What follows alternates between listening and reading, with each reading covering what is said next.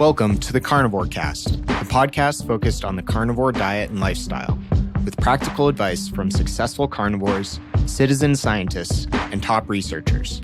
I'm your host, Scott Meslinski, and I'm here to speak with experts and experienced carnivores to get answers to your biggest and meatiest questions while helping you live your best life as a carnivore.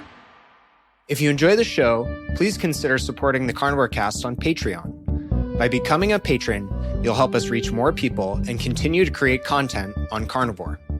There are also exclusive perks available, such as private Q&As, consultations with me, and more. Become a supporter at patreon.com/carnivorecast. Check the episode description for the link. Thank you, and I'll see you there. Kurt Yazije is a carnivore diet expert who healed himself with the carnivore diet after years of anxiety and gut issues as an entrepreneur. He shares phenomenally helpful professional and informational videos that cover how to implement a nose-to-tail carnivore diet, along with optimizing sleep and light to live the best quality of life you can on his YouTube channel and Instagram, Carnivore Kurt. Kurt also has an excellent newsletter that you can subscribe to at carnivorecurt.com. Welcome to the show, Kurt. Thanks for having me. Excited to be here. Yeah. So Kurt, would love to start with what brought you to the carnivore diet and why? Yeah. So, we were talking a little bit before the show, but I was really good friends with Carnivore MD, aka Paul Saladino, a few years ago. We actually both were living in Seattle at the time. I had moved back from being living in New York City, actually, and I was kind of starting my existing company called Crush Pretize at the time, and we both were at the same rock climbing gym. And Paul was super nerdy, and he was this doctor, and he was studying psychiatry in residency and going to actually the same school I went to, University of Washington. And we just clicked. We clicked in the gym, and we just started hanging out as buddies. And one day we just kind of ran labs, and I was dealing with some challenges and just dealing with my business, sort of learning how to be stable. And so it was kind of a bit of a learning experience for me. I kind of went cold turkey and left the corporate world when I turned 30. I'm 35 now. And when I did that, I didn't really know what I was doing, and I didn't have a mentor. I wouldn't recommend that for anyone who wants to start a company.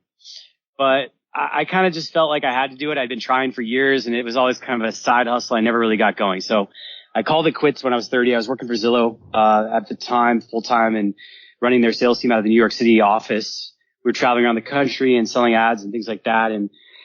And life was good. But then I moved back to Seattle to save some money and move in with my folks and get some support there from the family while I was building the business. And I had started to get it going. And the whole while I was kind of hanging with Paul, I was starting to deal with some struggles around anxiety and mental health. I'd never experienced it before, but once you become more entrepreneurial, and you probably know this, Scott, from the Carnivore Cast and all the stuff you're doing, you kind of lose a sense of what maybe is really good. And so you can push yourself really hard and not necessarily know when you need to give yourself some slack or be kind to yourself. And being in the entrepreneur space, not really knowing what I was doing at the time, I basically started an affiliate marketing agency.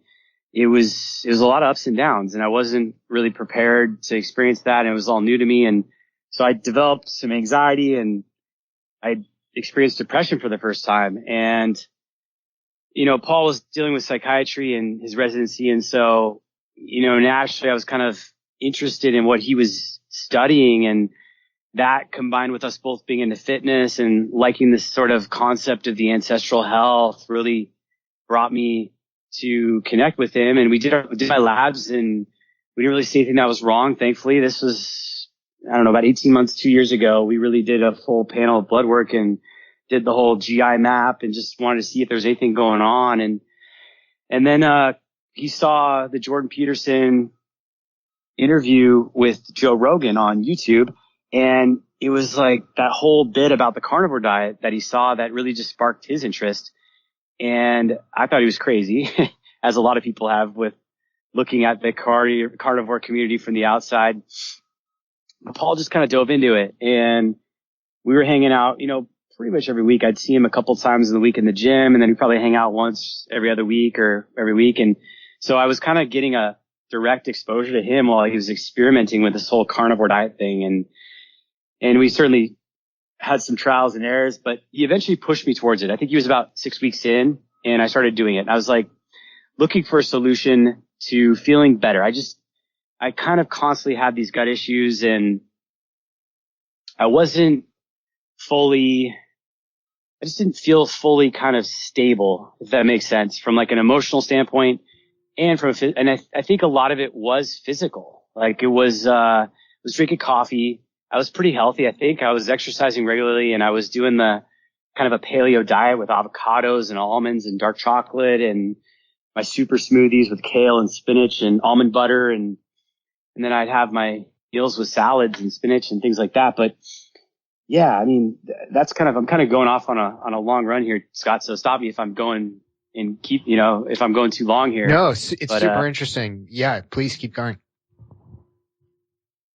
So he kind of got me to slowly adopt this carnivore diet, and I didn't really know, neither of us really knew exactly what was going on, but he really went down the rabbit hole, and I started going down the rabbit hole. And this was about October of last year, and I was living in Seattle, and I was I'd set a hard move date to move to Austin, where I live now, in Austin, Texas. And so there's a lot going on, but I ended up switching to the carnivore diet about a year ago. And I would say technically now I'm probably a full year in as a full-time carnivore. I've probably had a handful of days, maybe 3 or 4, where I've had some plant foods since I made the transition, unless you count spices and things like that. But for the most part, I've been quite strict, and I found that it's been very, very effective for me. And I kind of tell people that, they ask me I talked with a lot of people about this as I was transitioning, because it's, obviously very different. And one of the first things I say is, like, you don't really realize how clean or how kind of clear you get until you stop doing the things that don't support that. And with the carnivore diet, I think it's really true. Like, gut issues have basically gone away, and energy levels and in cognitive performance, I think all those have gone really up. And so that's kind of my story in a nutshell. It's been a journey. I've had some really dark days with some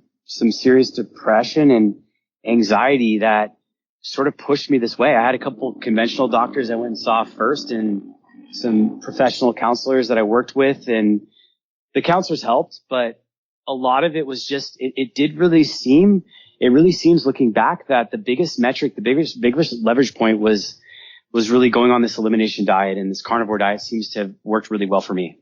Yeah, that's super interesting. Thanks for sharing that all, Kurt. And I love how you started it talking about this guy, Paul Saladino, who's super ultra nerdy doctor who you met at the climbing gym. But right? Yeah, no, thank you for sharing all that. It sounds like it's been very tough for you. But at the same time, you've been very fortunate to have someone like Paul to kind of guide you through it.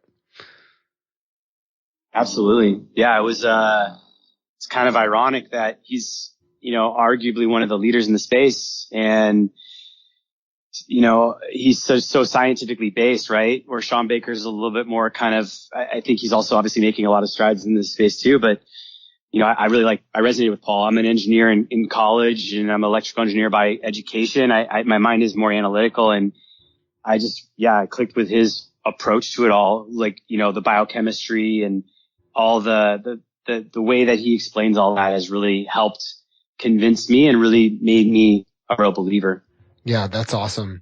And you talked about, the goals of resolving gut issues, mental clarity, and it's phenomenal to hear that you found success and impact from the carnivore diet with those. how would you say it's impacted your mental state? And, you say you were seeing professionals. Did the concept of diet ever come up in those discussions? And, I think those treatments, I have friends, family members, people close to me who have benefited a lot from conventional medical care and psychiatric care with regards to those types of issues. But it's almost like food is a whole different world that is never touched. Yeah, it's a really good point. My grandmother had schizophrenia, and so mental health, she was diagnosed with like a very sort of intense case of bipolar, manic. She had all kinds of stuff that happened in her 30s. So when I was dealing with all this stress and experiencing anxiety, kind of I don't know if you've ever been there, Scott, but for me, it was the kind of anxiety where you don't even want to leave the house. And, so I was kind of scared by like the fact that this had happened in my family, and maybe there's something going on physically or mentally with me. But, what happened was I was in my office one day in Seattle, and I was working on my computer. The business was really struggling. We didn't really know how we were going to solve a pretty big problem. And we were going into debt by about 40K. And so for me, that was a very substantial amount from where I had come from, where I was very comfortable and had consistent income. And so I just sort of like had this panic attack moment where I was just sweating and my heart was pounding, and I felt like I was going to pass out. I had to go kind of lay down and rest. Later that day, I walked myself up to the urgent care, and I went and saw a nurse, and they did all those tests and all the kind of conventional tests. I asked me all the questions about heart stuff, and she was just like, you just have anxiety. Take these. And she gave me some meds and was like, and they were beta blockers. She's like, take these whenever you feel this and you'll feel better. And I was like, I don't want to take the drugs that mask the symptoms. I want to figure out why this is happening. Yeah. And, that's tough. So it probably wasn't doing me any good to drink coffee, and I've quit coffee since end of last year, but I think coffee was a trigger for me for the anxiety part of things. I think from the conventional help, I think there's certainly a lot of benefit in some of these more specific treatments with medication that can help people who are in a really, really dark place. And I'm not knocking those things, but no, I mean, as far as my conversation, for example, in that moment, it was like not really, it was like a light conversation around what's going on in your life. Are you stressed out? Here's some drugs to take. It wasn't like, are you eating something? Do you think maybe your diet is triggering this? That was a whole different concept. And then I did follow up. I went to another doctor at a Virginia Mason clinic who was like an internal medicine, just general practitioner, because I wanted to get just kind of a full workup. And when I did that, she did like iron and some cholesterol and some other things. And she just said, again, she just laid out a list of all these meds you could take, like Zoloft, and they were all sort of antidepressant meds. And in her conversation she was very nice, but it wasn't at all like, she asked general questions like, are you eating horrible food? But it wasn't like, what is going on with your diet? It was just like, here's some drugs. These might help you, and go find a counselor. Yeah. Yeah. That's very difficult. And, everyone's story is different, but I've experienced some similar things in the past myself in different situations and times in my life. And it can be frustrating going into a doctor's office and feeling like they're not giving you the time of day and a lot of it is a factor of the system. They just don't have the time to really go deep with a lot of patients. But totally understand that. And how has the quality of kind of your emotional state and your moods changed since adopting a carnivore diet? It's tough because I moved from Seattle to Austin, and arguably Austin is probably a much better place to be for mental health than Seattle. I mean, it's warm today. It was like 75 and clear skies, but it was also stressful, and there was a lot of challenges there. I would say, so it's really, I can't fully isolate it. And unfortunately, my business has done well in the last year. We've had the best year ever in business. So is it the business? Is it the new environment? I'm sure those are definitely contributing factors, but I always remember even growing up as a kid, I used to get really sick, and I would always eat something.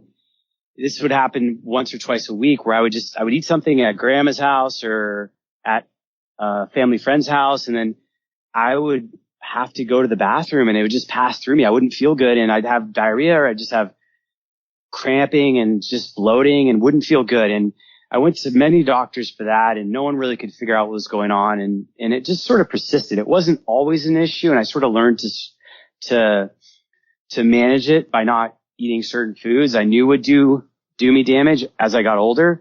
But I never truly went on a pure elimination diet until I found the carnivore diet. And I don't want to say that the carnivore diet is the perfect diet out there, but I do think for myself, I did try keto about 2-3 years ago, and it never worked for me because the ketogenic diet, the fat sources in the keto diet, they're so broad. And for a lot of individuals, in my experience, those more rendered liquid processed fats like MCT oil and olive oil and coconut oil, some of these fats, they just, when they hit your gut and they go into your small intestine, they just trigger a lot of water and it causes loose stool. And for a lot of people, it just doesn't, they're constantly going to the bathroom while they're in keto. Yeah. And so the carnivore diet was really like, once I found like fat trimmings, and Paul showed this to me. He came over one day, like he actually was over, this was at Paleo FX. So before KetoCon last year, he was here, he stayed with me in during Paleo FX as well as KetoCon, but when he was here for Paleo FX, he brought this bag of like fat, and it was just, I'd never seen a bag of suet or like raw animal fat. And he pulled it out and he just laid it out on a plate and he salted it and he started eating this raw fat. And I was like, what is that? He's like, and I was like, you don't grill it up? And he's like, no, you just eat it raw. And I'm like, okay. So so he turned me on to that, and that was just a total game changer. Like me being in ketosis, me eating 80-90% fat. I probably do like 80 to 85% fat in my diet right now, but the large majority of it is animal fat, like grass-fed beef fat trimmings from White Oak Pastures or U.S. Wellness Meats, or in Austin here, there's a lot of local farmers, and I just got a bag of some fantastic grass-fed fat from a local farmer. But to me, Scott, like that has been a massive game changer. I get no gut issues. I can consume large amounts of dietary fat. Arguably, I'm getting a lot of the fat soluble vitamins in there. And yeah, it's just been a stable, it's been a hack. It's been a real hack for me. Yeah, that's awesome to hear. And so many questions come to mind. One, just thinking about the coffee, I've talked about this a bit on my show, but I transitioned from coffee to caffeine pills, along with my wife. And then I, tapered off the caffeine pills and dropped caffeine altogether after finding out I was a slow caffeine metabolizer according to 23andMe. Okay. And the reason for that is, I've always prioritized sleep, done every single sleep biohack you can imagine, been super meticulous about my sleep hygiene, but was still waking up a lot during the night and still getting 30 minutes to 45 minutes of deep sleep according to an Oura Ring, even though I was in bed for 10 hours. And, I basically, wow. Yeah. The average half-life of caffeine is said to be somewhere around 6 hours. That's for someone with a normal metabolism, or maybe it's everyone overall. I've heard, I've tried to look into the scientific literature, but I haven't found anything super clear. But I think slow metabolizers like me, especially ones with the double allele of slow metabolism for caffeine, could be as long as 12 to over 24-hour half-life. So theoretically, when I'm taking a caffeine pill or having a coffee, and even first thing in the morning, I might still have caffeine in my system from the previous day. So that learning that, I was like, okay, I got to get rid of this. And I surprisingly have just as good of energy without it. And I think it's actually helped my anxiety a lot. I didn't have a lot of it, after being on the carnivore diet for a while, but I think that made a big difference. So I think a lot of people who I have a hypothesis that people with sort of anxiety issues and issues, especially with coffee, might be the ultra slow metabolizers. Yeah, that's really interesting. I have an Oura Ring as well, and I just started hacking some sleep, and I just started getting my deep sleep over 2 hours. I only sleep about 8.5 hours, 8 hours, or I'm in bed 8.5, 8 hours, and now my REM and deep are both over 2 hours, which is pretty awesome. I'm jealous. But I have found that REM directly goes down when I take stimulants. So if I take a nicotine lozenge, or say I take like a part of an Adderall or a modafinil if I'm on vacation or something, those things will directly impact my REM. And then I've talked to other people too, and they mentioned that REM is very common to see it completely suppressed when you're drinking alcohol or smoking weed. So you see people like who go off those drugs, they get like these vivid, intense dreams because of all the REM buildup in their minds that needs to be processed. So that's interesting that you mentioned that. That's a good point. Yeah. And you have an awesome video on your YouTube channel. I've been binging through some of them lately. You have really, really great editing and information on there. So I'd encourage people to check that out. Where you talk about how to start carnivore, why, and you give some tips. And it seems like you suggest a gradual transition to carnivore for most people. Is that how you went about it? And why do you recommend people do it that way? Thank you. Yeah. I think the vast majority of people, because there's so many lifestyle factors that impact your eating habits and what you're going to be doing, the transition is probably the most realistic that you're going to be able to implement. If you can do it all at once, I think that's awesome. But for most people, because we're creatures of habit and we're dealing not only with our biology and addiction and our sort of existing habits, transitioning is really a helpful way to do it. On top of that, if you have a spouse or a live-in partner, or you have social commitments that put you in opportunities where there's a lot of things that aren't going to be carnivore, those things can be temptations. So for me personally, I kind of went in pretty hardcore. I'm fairly self-disciplined, but I definitely had some failures along the way. When I first transitioned, I was probably I was still kind of learning everything. And so like I mentioned in the video, I think I was eating avocados, but then I'd thrown the almonds to my neighbor and pretty much gotten rid of everything else. So, Paul Saladino talks about his blog. He talks about how there's like more tolerable versus less tolerable things, where the really toxic foods for people are going to be the plant seeds. Those are the most offended. And so nuts, seeds, nightshades are also another class of foods that most people are going to have are much more susceptible to having a immune response to. And then the more tolerable foods are things like lettuce, olives, avocados are on that list. So if you can understand the list, and I'm writing a book, Scott, so I'm actually hoping to put that out within the next 30 days. Probably it's going to happen in the next 3 weeks. So I'm getting close. Awesome. But basically in that book, there's a huge chapter, and I've been thinking about this. And so I would recommend, if people are going to transition to carnivore diet, the way I have it broken out right now is it's like a 7-week program. And what I do is I say, week 1, just try to do 2 or 3 meals that are full carnivore. And the general thoughts are, start eating more meat, start ordering larger portions of animal foods, start finishing the animal foods before you finish all your other sides and vegetables. Think low carb. And then the last one is kind of evading me. Shift to a full carnivore. So those are kind of the mindsets to approach when you're doing this. But, as long as you're not ordering the things that are your temptations that are going to bring you back off of carnivore, for most people, it's just a matter of kind of cleaning out the fridge and either tossing what you have that's against carnivore, or slowly kind of whittling it down and eating it as it goes away. And so that's kind of the approach I took. And then with this sort of approach I say now, I kind of say, for the first week or two, just try to do 2 or 3 meals within the week that are fully carnivore. Then once you go to that second phase of the second week, let's just say, go to like 2 or 3 full days where you're carnivore. Then in the third week, try to go to 3 to 4 to 5, like the majority of the week as carnivore. The fourth week, you're going to go full carnivore if you can. By the fifth week, you're still trying to go full carnivore, and you might add in some animal fats, some egg yolks, things that really bump up your macros to get you to a ketogenic aspect.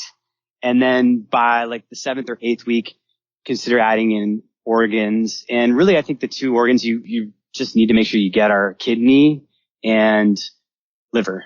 So if you get kidney and a little bit of liver, I think you're super solid on what you need.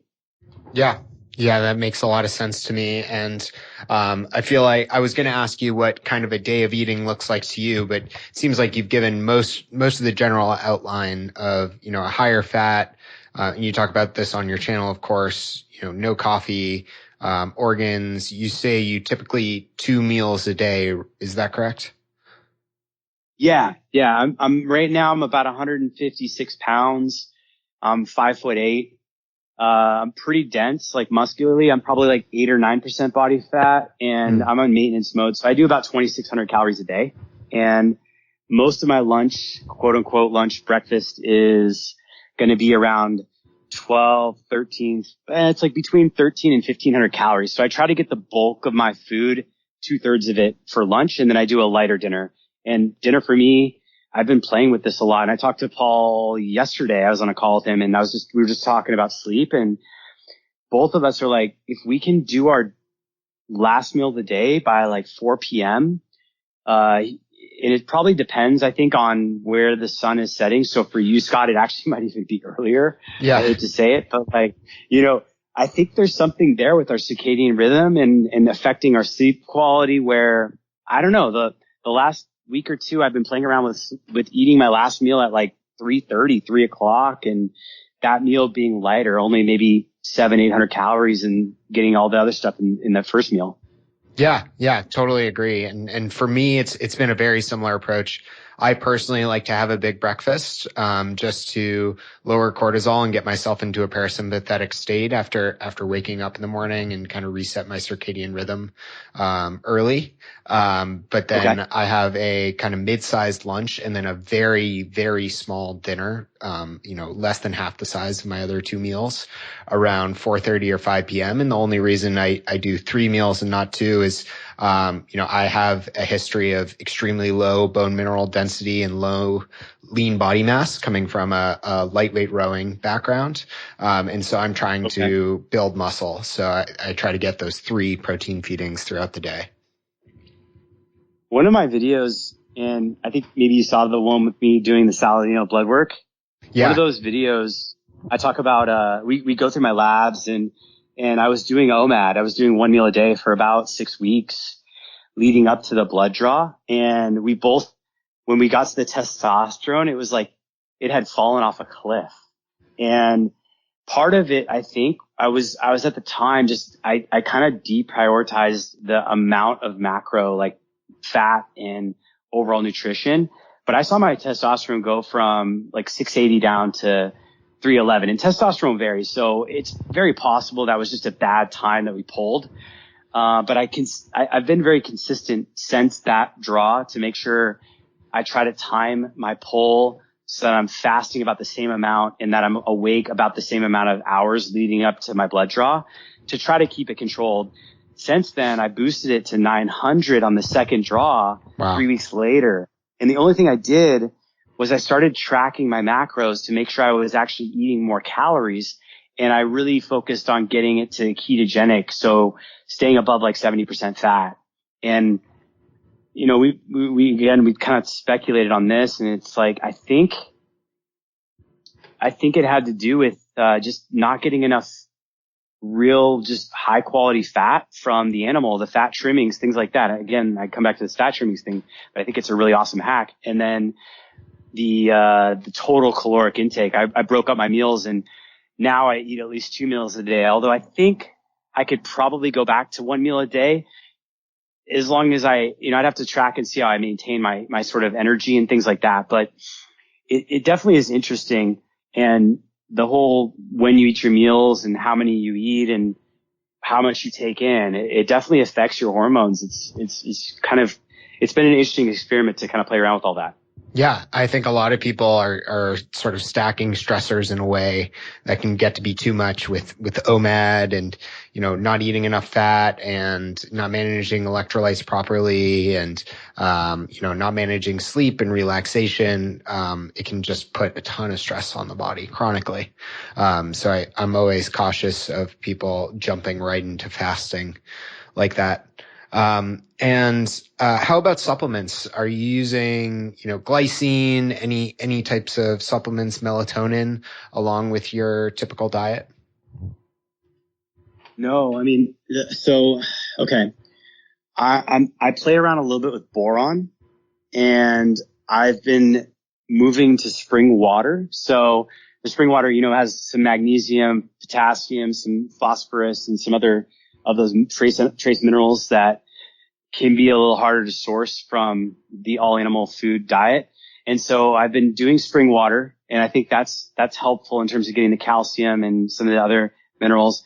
I hadn't been eating eggshells, but when I talked to Paul yesterday, he said he's going back on eggshells and boron. So those are two things that usually I follow whatever he does. I try to hold back, but a lot of times I'm just tempted to jump on the same bandwagon as him. So, as far as supplements go, the supplement I'm taking right now would be boron. I take about 4 to 6 milligrams a day.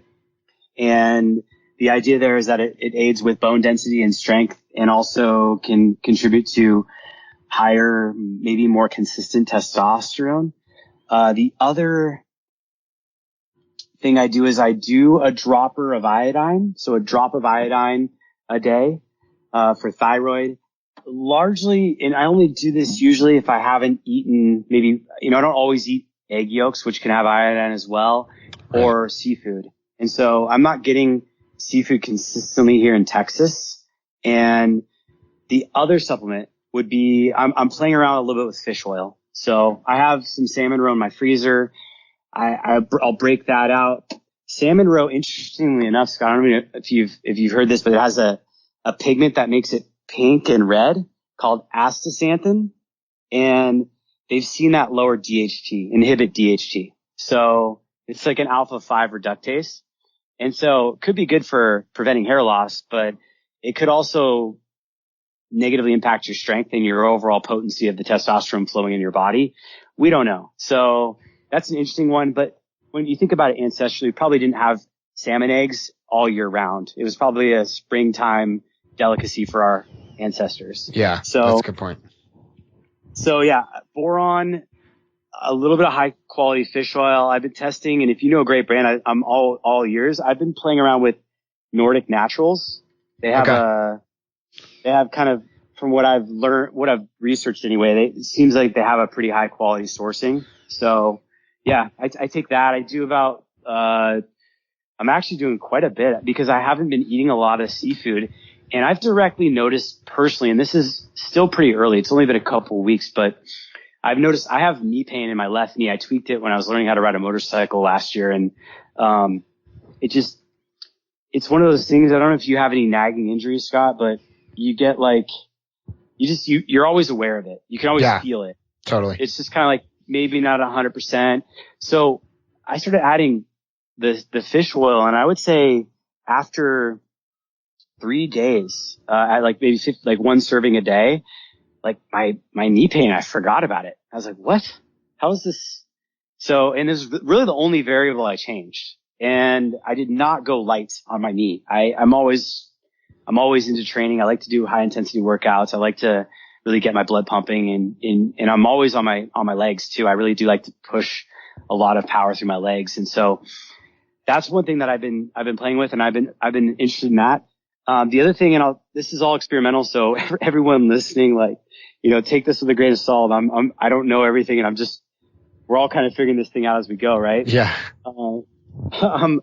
I'm gonna probably switch out some of my red meat for fish. And there's going to be a trade-off, right? Like there's probably more risk for heavy metals and some contaminants and toxic things like that from the quality of fish. So I'm going to be looking to source as high quality fish as I can. But I just got labs, and I'm going to put these up on the channel here in a couple weeks from some blood work I did. I did a full panel, and my ferritin was really high. So my iron was very, very high. So today I went and donated actually a half liter of blood, or a pint, I guess it is. Yeah. But I have also in my genetics a polymorphism that predisposes me to hang on to iron more effectively.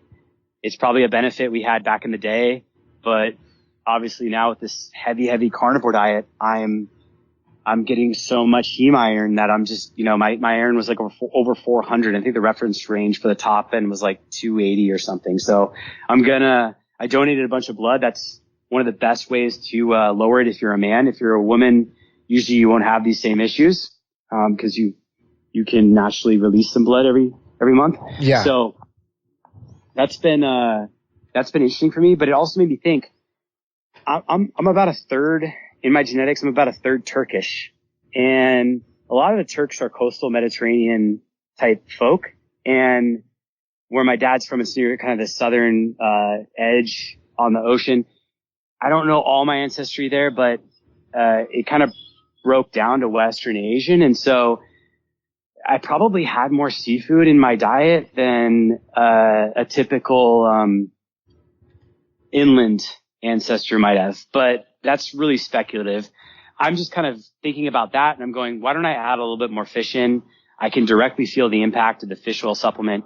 And so it will also reduce the amount of iron, because there's a lot less iron in things like salmon than there is in grass-fed beef. So that's something I'm playing around with. Yeah. The other supplement, Scott, I'll mention is sunlight. I'm huge on sunlight, and I know a lot of people take vitamin D, but I've done quite a bit of research on this. And from my understanding, you can only get about 10 to 15% of the daily value of vitamin D you need from your diet. The rest has to come from ultraviolet B radiation exposure.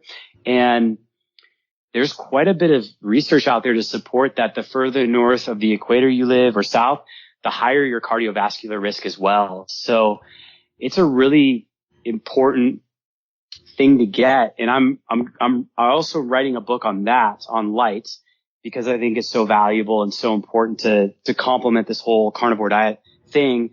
And the vitamin D aspect, vitamin D is actually technically classified as a prohormone, meaning they don't even consider it. If you go to like hormone.org and you read about it, they don't even consider it a vitamin. It's so essential to the body. And almost every cell in your body has receptors for vitamin D. And it's very important for your production of a lot of your hormones. And so I've just been noticing, like, here in Austin, we're very fortunate. We're like the southernmost capital city in the country. We get right now we have about 2.5 hours of ultraviolet B radiation. Where you're at in Boston, you're not going to get any for probably another month or two. I don't know, D-Minder app can help. Yeah. Yeah. I mean, I've been lucky. I have a balcony that faces east, and, about half the days are sunny here, and I'll go out, practically naked in the morning and just stand in the sunshine, even when it's like 25 degrees out, and just spread and get tons of sun on my skin. That's awesome.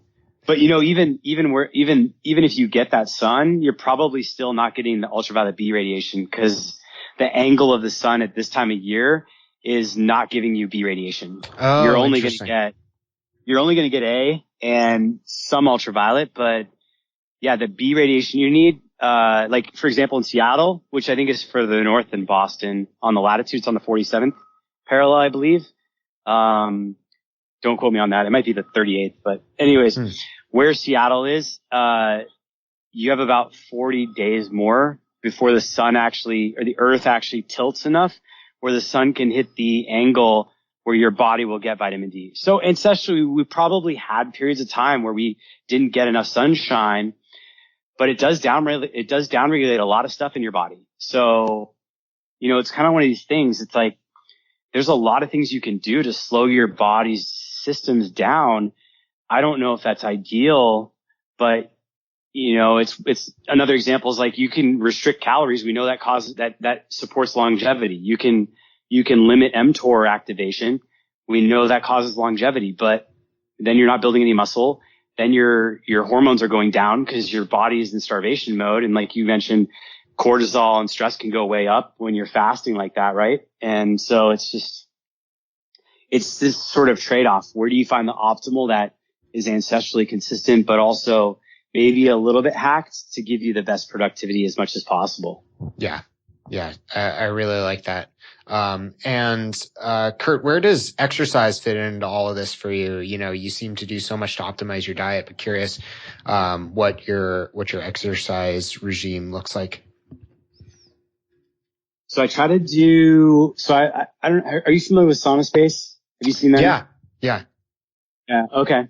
I talked to Brian, the owner there, and I got one of their Illuminati saunas. So I mentioned exercise and I'm talking about a sauna, but I do think that the environmental stressors are something I've taken up a lot more in the last month and a half. So a lot of cold exposure. I do ice baths in my bathtub here. I'll throw just a chunk of ice from my freezer in there and then put the faucet on cold. Yeah, I have the Illuminati myself. Oh, nice. Awesome, man. Yeah. So you obviously, I assume you like it? Yeah, I really like it. It's great. Like meditate in there at night, for 20 minutes, while rotating. And it's great. Feels really good. That's awesome. Yeah. So exercise, lately I've been doing, more stuff with so I think of exercise as, and I need to write more about this because my thoughts are kind of all over the place, but in general, I've consistently stuck to a very simple upper body routine to maintain physique and a look. And I learned about this through Kino Body back 5 years ago. So I don't know if you know who Greg O'Gallagher is. He's got his own kind of brand, but yeah, sure. The idea was that, okay, cool. So the idea was that, he kind of preaches this idea where you can build a superhero like Hollywood physique if you do the right types of lifts and if you use reverse pyramid training. So I typically do like upper body lifting every third day. So I'll do like Monday an upper lift, then take Tuesday and Wednesday. And those days I'll do other muscle groups or I'll just do a cardio workout. My workouts probably average about 50 minutes, 50. And when I'm doing the upper lifts, I'm typically going through 3 different sort of sequences. I usually do chest and back, and I usually do reverse pyramid training. So it'll be like incline dumbbell presses because the upper chest is really a very sort of, it's a very aesthetically pleasing section of the man's body to build. And so I'll do incline dumbbell presses because I like that they isolate the pecs. It's a very good movement. And then I usually do like 80 pounds for 80 pounds for like 6 reps. And then I'll do like 75 for like 7. And so you're basically dropping the weight by like 5 pounds, but then upping the rep count. Yeah. And so I'll typically do that. And I learned that from Greg and Kino Body. And then, I alternate movements. So what I'll do is I take 3-minute rests in between each set. And so when I do that first set of the dumbbell presses, once I'm done with that set, I set a timer on my phone and I use this app called Strong. It's pretty slick. It just tracks all your weight and everything. And then it has a little built-in timer. So when you enter the weight, it starts the timer. And then I go and do a back movement. And I'll usually do like I carry in back pulls. I'll do, just like a cable back pull. And I also like weighted pull-ups. And so I'll usually have like 3 sets for the chest 3 different types of lifts for the chest where I'm doing about 5 sets within each of those movements. And then I have another, the same stuff on the back. So I'll have like 3 different movements for my back and I'll basically go through 5 sets with each of those movements. And then that's typically like on a Monday. Then say Tuesday, I might do intervals, and I'm an old school guy. I use the old P90X videos. I don't know if you've seen any of those. Yeah. Peanut. Did those a long time ago. I've got on my iPad, I've got P90X, like I've got some of the original P90X movements. One of my favorite workouts from that whole program was P90X legs and back. And I just modify it. And usually what I do, because I do back on my chest days, I'll just do legs and shoulders. And then I just do like front or side shoulder flies. And I usually just do like 5 or 6 reps, whatever the number of reps are within the video. Whenever he's like, okay, time to do pull-ups, I'm just like, I just rep my shoulders. And then I'm doing the leg workout. So I've modified him because I've been doing P90X probably for 10 years now. And then I like his other workouts. He's got a couple of really fun ones that I really like. Kenpo X Plus, because they did P90X, then they did P90X Plus, and then they did P90X 2, and then they did P90X 3. And so within P90X Plus, there's 2 workouts I usually do probably every week or 2. One is called Kenpo X Plus, and it's just like an interval with like punching in the air, kind of like a martial arts type thing. And then the other one is Interval X Plus, and it's just this brutal sequence of like burpees and jumping jacks and running in place. And it goes through like kind of three degrees of difficulty. So you, like with each movement, there's probably like 10 movements over the course of 2 rounds, where each round is 20 minutes. And then you're spending a minute or 2 on each movement. And each of those movements, you basically start out at like 20 seconds and you're doing like medium difficulty. And then you speed it up to like, or you go light difficulty and you speed to medium, then you go to high. And so that's pretty intense. That usually gets me going. The only thing I'm really strict on is making sure that I do the upper regimen pretty consistently. I have pretty naturally like pretty built legs, so I don't really have a problem. Genetically, I've got like awesome calves. I know some people just like, I hate this. They never have big calves or anything. Yeah. So like my legs are like, I'm happy with my legs and my lower torso. And because I'm a short guy, I don't really want to do like squats and deadlifts that are like heavyweight, because as soon as I do those, my legs get massive. And then what happens is I widen out from the bottom of my body and I just look so much shorter and stocky. It just doesn't look good on me. And I can't fit in any designer jeans because my legs just get too fat. So I go for more reps and more sort of like endurance type stuff, when I do my exercise stuff. And I just kind of stay consistent with the upper body thing. And I will mix up the movements on the upper body. So it won't always be like incline dumbbell presses, just because that sort of muscle confusion does help with getting more activation from time to time and just kind of keeping things from getting stagnant. Yeah. Yeah. Makes a lot of sense. Seems like a very sensible routine and not far off from what I do as well. And Kurt, it's been a real pleasure having you on. Maybe you can just tell us and so much more that I'd love to cover with you. But maybe tell folks a little bit about the goals with your channel and your brand, what your book's going to be about, and I'll certainly share that with the audience once it comes out as well, and where people can find out more about you. Yeah, this has been awesome. Thank you, Scott. I feel very privileged to be here. So thank you for having me. Right now I'm writing a book. It's on the carnivore diet. I've read Sean Baker's book. I think it's really good. I am trying to go a little tighter than his book. So my book is going to be at carnivorecurt.com/upcoming.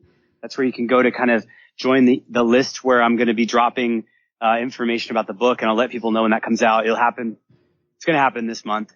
We're kind of finishing up graphics and things like that, but there's about 20 sections in there, and I go through all the stuff there. The YouTube channel has been about 3.5 months in the making.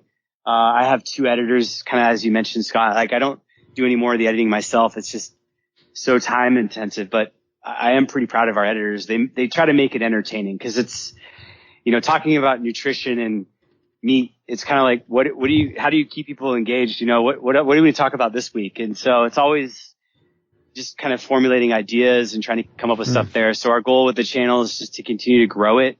It's certainly not really a revenue stream right now, but it's definitely a place where we can communicate a message. And we are finding people that are writing in and saying that it's helped them get on track. And I enjoy making the videos, and it sort of makes me step up in terms of making sure I'm on top of my game with knowing what's going on. So, that's our goal with the YouTube. And And then I would say like we're really in our early stages, but we're playing around with IGTV and trying to figure out that whole platform, which is a whole nother animal. But our big goal right now is just the website, the newsletter, the book. The book is going to be our biggest push and growing the channel. Yeah, absolutely. I will share all of that at carnivorecast.com, and really excited for the book, Kurt, and everything you have coming up. So thanks again for coming on today. Thank you for having me. If you enjoy the show, please consider supporting the Carnivore Cast on Patreon. By becoming a patron, you'll help us reach more people and continue to create content on Carnivore. There are also exclusive perks available, such as private Q&As, consultations with me, and more. Become a supporter at patreon.com/carnivorecast. Check the episode description for the link. Thank you, and I'll see you there. Thank you for listening to this episode of the Carnivore Cast. If you enjoyed this episode, please review on iTunes. It really helps us out. And share it with a friend. What questions would you like answered? Or who would you like to hear from in the carnivore research community? You can find me on Twitter, Instagram, and Facebook at Carnivore Cast, or go to carnivorecast.com. You can also email me at info@carnivorecast.com. I'd love to hear from you. Until next time, keep it carnivore.